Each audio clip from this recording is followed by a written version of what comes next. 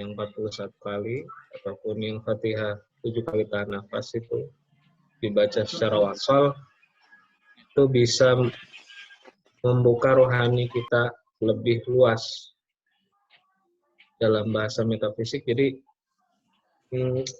atau dalam bahasa ilmu aura, di energi tubuh kita meluas, auranya lebih luas, lebar, gelombang energi tubuhnya semakin kuat. Itu Fatihah itu. Bahkan ada beberapa praktisi hikmah itu yang suka buat narik-narik, atau mediumisasi dan segala macam. Oh, Kang Teguh join nih, alhamdulillah. Assalamualaikum. Salam. Gimana Bekasi? Aman? Alhamdulillah aman. Iya. Kameranya dinyalain dong Kang Teguh, biar kelihatan gantengnya. Bentar, saya keluar dari kegelapan dulu. Masih di alam kegelapan. Kita tunggu 7 menit lagi, kalau memang itu kita langsung mulai ya. Siap Abu ya. Paling Abu ya, nanti teknisnya usul kita live dulu semua, terus join lagi ke room supaya kalau seandainya kita prosesnya lebih dari 40 menit nggak keputus Abu ya. Soalnya ini udah dari tadi Abu ya. Oh iya. Ya. Kita tunggu 7 menit lagi. Siap. Biar absen aja dulu. Oke.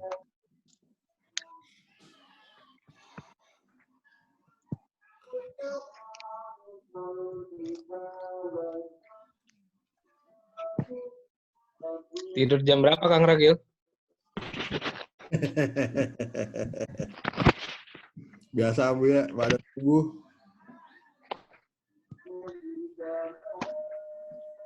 Pada subuh. Ya.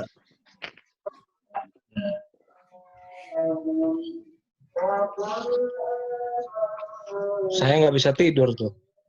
Oh begitu? Wis. Udah ada kameranya Kang Teguh. Karena Kang Indra sehat. Alhamdulillah sehat yang betul. Tuhan Allah. Kang Teguh kok kayak Ustadz Danu ya?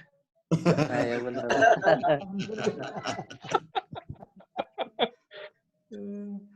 Iya. Oh, Kang Ibnu nih. Akibat sebulan di rumah nggak keluar-keluar. Oh gitu ya. Subhanallah. Gimana Bu ya? Sehat Bu ya? Ya, alhamdulillah. Gimana? WFH? WFH. Terus apa? Kemarin ngumpulin ini. Ada tetangga-tetangga pengen ngumpulin sembako. Alhamdulillah ngumpulin banyak. Ya, alhamdulillah. Ya, kita berbagi lah. Iya. Mumpung masih diberi kesempatan ya nggak? Iya, insya Allah.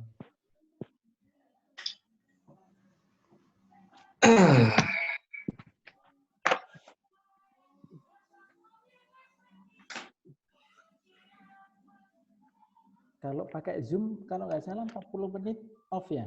Iya. Ya, makanya nanti kita off-kan dulu. Off-kan dulu. Sekitar itu nanti kita join lagi biar 40 menit ke depan tidak terpotong. Kang Ibnu kejadiannya kayak Abu ya kemarin ini. Jangan pakai HP kalau susah. Kadang-kadang HP nggak bisa tuh susah. Pakai laptop atau PC. Mas Bambang nggak bisa hadir, masih repot katanya. Siapa? Bambang. Bang. Oh. Ya, masih repot. Ya.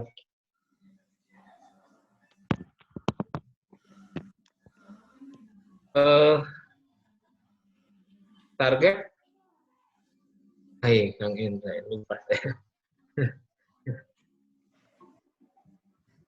Sidoarjo gimana berbagi? Sidoarjo siap menunggu instruksi lebih lanjut. Ya, Bandung sudah lewat Kang Ragil. Bogor bulan ini, minggu ini dengan Kang Indra. Ya. Kang Teguh sudah Bekasi, alhamdulillah. Alhamdulillah. Gerakan-gerakan majelis, gitu kan. Insya Allah kita bisa membantu meringankan keadaan orang-orang yang sedang kesulitan saat ini. Pasti kita juga sulit sih. Ya, dalam keadaan begini, jangankan kita, negara juga sulit. Bahkan semua negara dalam keadaan kesulitan. Tapi disitulah bagaimana yang disebutkan dalam Al-Quran yang kemarin kita sering bahas. Waman qudira alaihi rizquhu falyunfiq mimma ataahu. Makin kau disebut. Waalaikumsalam warahmatullahi wabarakatuh. Mana itu orangnya? Kang Ibnu. Iya. Aduh, Buya. Pendatang baru, Buya. Om Ragil, sehat Om Ragil. Alhamdulillah. Om Indra, Alhamdulillah. Ini pada hilang mukanya sih. Buya. Mukanya hitam, Om. Udah hitam Buya, saya Buya. Jadi Gelap saya. Gimana? Agak gelap di sini. Oh, gelap. Yang penting hatinya nggak gelap. Insya Allah.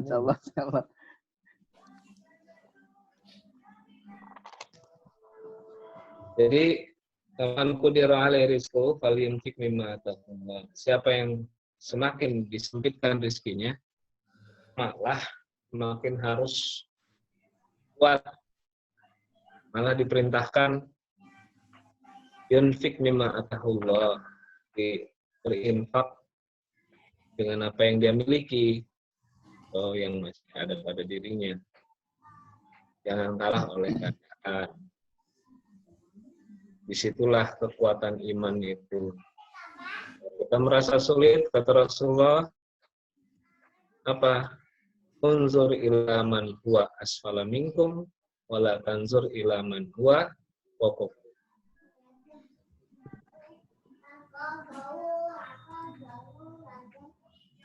Jadi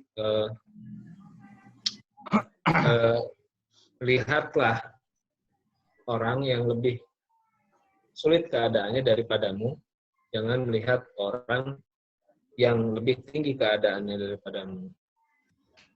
Itu kata Rasulullah demikian. Jadi kita harus bisa melihat keadaan kita ini adalah keadaan yang terbaik, takdir yang terbaik bagi Allah, bagi kita dari Allah. Nah, malam ini prolog aja dulu ya. Nanti sesi pembangkitan, tolong siapkan semuanya siapkan air. Saya lupa ya, seharusnya itu. Tapi nanti bisalah di ini sendiri ya. Yang paling baik adalah untuk Al-Qadar ini airnya air Zam-Zam. Air Zam-Zam. Nanti mungkin besok mulai riyadhah masing-masing ya. Jadi tekniknya begitu. Jelas saya berikan dulu informasi tentang Karomah Suratul Al-Qadar. Al-Qadar ini turun kepada Rasulullah ketika malam Lailatul Qadar itu di bulan puasa. Banyak sekali hadis-hadis yang menerangkan kemuliaan malam Lailatul Qadar. Bahkan dikatakan berdasarkan surat tersebut yang mendapatkan malam Lailatul Qadar itu lebih baik daripada 1000 bulan. Berarti kan 1000 bulan itu berapa tahun? Tahun aja cuma 12 bulan ya. 1000 bulan dibagi 12. Berapa tahun itu? 1000 dibagi 12. Bahkan maksudnya bukan tepat 1000, tetapi lebih baik daripada 1000 bulan. Artinya itu hanya sebuah analogi saja, karena pada waktu itu berdasarkan asbabun nuzulnya, Rasulullah itu melihat perjuangan bangsa Yahudi yang berjuang di jalan Allah itu menggunakan pedang. Pedang ini digunakan sampai 1000 bulan. Berjuang, ibadah, bagi siang sore dan malam. Sampai konsisten selama 1000 bulan. Nah, tapi Allah menurunkan ayat itu untuk menerangkan apa? Inna anzalnahu fi lailatul qadr wa ma adraka ma lailatul qadr, lailatul qadri khairum min alf syahr. Bahwasanya kamu itu lebih mulia. Islam itu lebih mulia. Kenapa? Menerima Al-Quran pada malam Lailatul Qadar. Nah, menerima Lailatul Qadar ini lebih baik daripada perjuangan, derajatnya lebih tinggi daripada yang mereka lakukan. Hanya kita menjaga betul itu daripada Al-Quran. Yang dipakai kita menyadur semua yang disari daripada Al-Quran. Tidak dengan yang lain-lain. Kalaupun ada yang lain-lain, itu sesuai dengan syariat Islam. Tidak ada yang bertentangan. Dan kita mengkaji terus apa yang ada dalam Al-Quran. Yang paling sulit itu kan mengaplikasikannya. Nah, pahami bahwasanya dalam beberapa kitab, seperti Dalailul Khairat dan kitab-kitab yang lainnya, ya, dikatakan bahwasanya Lailatul Qadar itu malam yang terbaik yang dimiliki oleh setiap muslim apabila dia mencapainya. Karena sulit sekali mencapai malam Lailatul Qadar hanya dengan niat saja. Karena niat saja tidak cukup. Harus ada yang dikerjakan. Apa? Yaitu amal soleh. Berbagi, ya kan, memperbanyak ibadah, tadarus Al-Quran, khatam Al-Quran, bahkan kita di rumah juga biasakan untuk berbagi dalam artian mengajar Al-Quran kepada anak, terus mendampingi amal soleh, mengajarkan kebaikan. Nah, apa sih tanda-tanda yang mendapatkan Lailatul Qadar? Nah, tanda-tandanya mungkin dari beberapa kitab-kitab. Katakan dia bisa merasakan malam Lailatul Qadar itu seperti saat kita meditasi, hening, ya,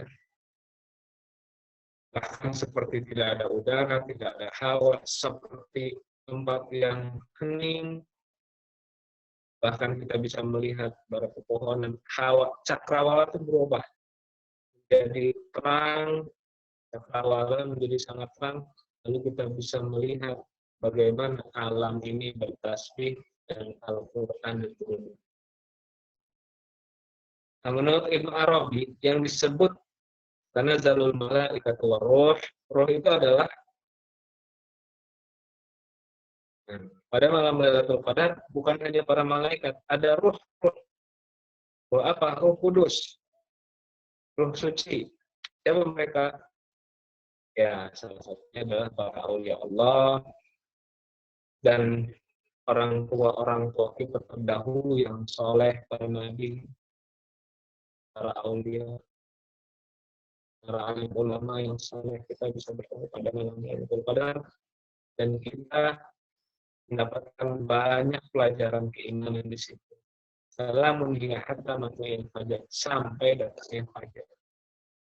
Hanya itu nanti ini dilaksanakan mulai dari jam 12 malam dilakukan amaliyahnya. Yang kedua, kita sebelum riyadhah itu upayakan mandi bersih, ya, mandi taharah, mandi bersih dari hadas besar dan hadas kecil. Mandi bersihkan menggunakan pakaian yang bersih, ya, masih baru, maksudnya jangan dipakai bekas maghrib gitu ya, maghrib nanti sholat taraweh memang sudah berkeringat, nah, kita siapkan baju yang terbaik, sholat, untuk menjalankan kegiatan ini. Siapkan air yang akan kita gunakan selama 1 minggu ke depan. 1 minggu ke depan ini siapkan air. Air ini nantinya ya digunakan untuk mandi.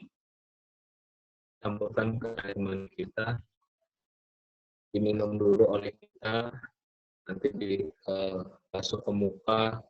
Jangan 1 gelas. Saya minta jangan 1 gelas, nanti siapnya bentar lagi. Jangan 1 gelas 1 botol. Ada baiknya kalau memang besok punya waktu, siapkan air zam-zam yang terbaik. Nanti dilakukan dengan cara apa? Ya kita diajarkan, nanti ada tata caranya. Ya, berikan tata caranya. Tata caranya nanti setelah pengijazahan saya berikan tata caranya. Nah, air ini nanti kita minumkan juga ke anak dan istri, dan campur kepada air mandi mereka. Pada hakikatnya, seseorang yang mendapatkan Lailatul Qadar itu bukan hanya merasakan kejadian yang seperti banyak orang rasakan. Pada hakikatnya, orang yang mendapatkan malam Lailatul Qadar adalah ketika dia sudah melewati malam Ramadan, lanjut kepada malam-malam selanjutnya, selama hidup dia mengalami perubahan. Yang tadinya malas ibadah menjadi lebih rajin ibadah, yang malas puasa menjadi rajin puasa, yang tadinya itu merasa ilmunya kurang gitu ya, yang tadinya merasa cuek terhadap ilmu Allah, merasa kurang, lalu lebih giat lagi mencari ilmu Allah. Itulah hakikatnya orang yang mendapatkan malam Lailatul Qadar. Jadi bukan hanya ya. Jadi bisa jadi kita belum ngeh Lailatul Qadar itu bukan sekedar mengalami manifestasi kejadian jalanan rohani seperti para nabi, para aulia, para alim ulama, ya, kedatangan para malaikat, bersalaman dengan malaikat. Tapi mereka yang merasakan hikmah daripada malam Lailatul Qadar, satu, ditinggikan derajatnya oleh Allah. Nah, jadi insya Allah buat mereka yang rajin mengamalkan Suratul Qadar ini, berdasarkan kitab itu dikatakan tidaklah meninggal kecuali bermimpi bertemu dengan Rasulullah dan diampuni seluruh dosa dirinya, bahkan orang tuanya dan keluarganya, anaknya, istrinya, ya, dan Allah semuanya. Dinaikkan derajatnya oleh Allah, diberikan rezeki yang berlimpah. Rezekinya insya Allah diberikan dengan yang sangat berkah serta banyak. Selanjutnya, dimudahkan pada saat sakaratul maut, diberikan keturunan yang saleh dan solehah, dan yang terakhir adalah diberikan kemudahan dalam segala urusan, dan tentunya banyak hal lain lagi yang tidak bisa diuraikan. Pada intinya adalah yang mendapatkan malam Lailatul Qadar adalah orang-orang yang dimuliakan oleh Allah. Maka mereka yang mendapatkan kemuliaan dari sisi Allah, apapun yang dijalaninya selalu bersama dengan